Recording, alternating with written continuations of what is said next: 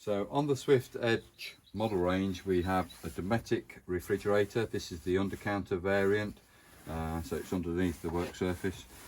This is the on-off switch, so if I press and hold it, the system's now off. If I turn it back on by pushing that button in there, it's come live and it automatically goes back to the last thing it was working from. So main supply working at its highest temperature setting, i.e. the colder the refrigerator is going to get. So if I press the thermostat, first time I press it, just makes the lights come brighter, which means it's live, and then we can change the temperature setting according to where we want it to be. Higher up the scale you go, the colder the fridge gets, so that's probably for winter use. Spring and autumn, possibly, and hopefully in the summer you need it on a higher setting to keep the refrigerator cold. So it's a case of playing with that thermostat according to where you need to be. Going to bring you straight over to this side. So we are working at the moment on mains electrics. But if I want to change energy source to either battery or gas, you've seen those just dull down, hopefully those lights. So the first time I press one of these buttons, it will illuminate up brighter. There it is, it's illuminate up brighter. Now the second time I press it, I can change to the energy source I've asked it to work from. So now it's trying to ignite off gas. It has ignited, I've heard it working in the background. And that ignition is all automatic. You're not having to press any of the buttons or hold any of the buttons in. It's just a case of selecting it to work off a gas supply. The 12-volt supply is when you're going using the motorhome to travel from one destination to another.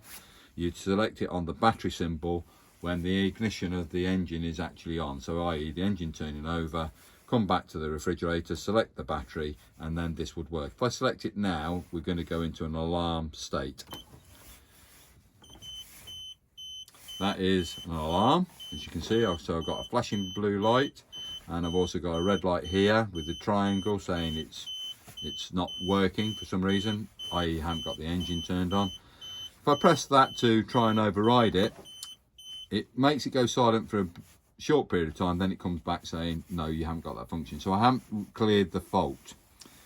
To clear the fault, you need to obviously have the engine present, but let's just go on to that. There's it working on mains electrics. There's it working off gas. The fault will still exist because I haven't got that engine battery there. All right, you'd override it like so. Let's turn it back off. All right, so that's the very simple workings on that. The travel catch is just to the left hand side. You press that catch down and you open up the refrigerator door like so. So when I've got it in the open position, if I don't want to use the lever latch, so I'm pressing those buttons down now, that lever latch, as you can see, operates like so. But if I don't want to use the lever latch because I've got poorly hands, arthritis or something similar to that, then I can actually raise the catch out of the way, so that when I close the fridge door now, I am just relying on a magnet to hold it in place. So that's a magnet, not having to operate the catch. When I'm ready to put the catch back in, the travel catch back in, just push down on it. That's now engaged, and you can see that works like so.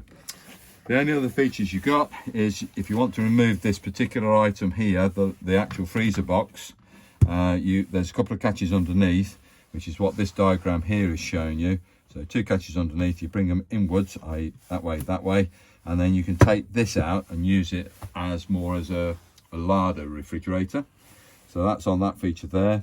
And then on the catch on the side of the cabinet, there's a little tag that sticks out. If you press that in and then pull it forward, when you close the refrigerator door now, it keeps the door so you've got an air gap. So it stops any smells building up in there and mildew. If it was sealed over a winter storage situation, you might open up the refrigerator door for the first time and you find you've got mold inside and it's also very smelly. So not something nice. So keep it ventilated over a winter period.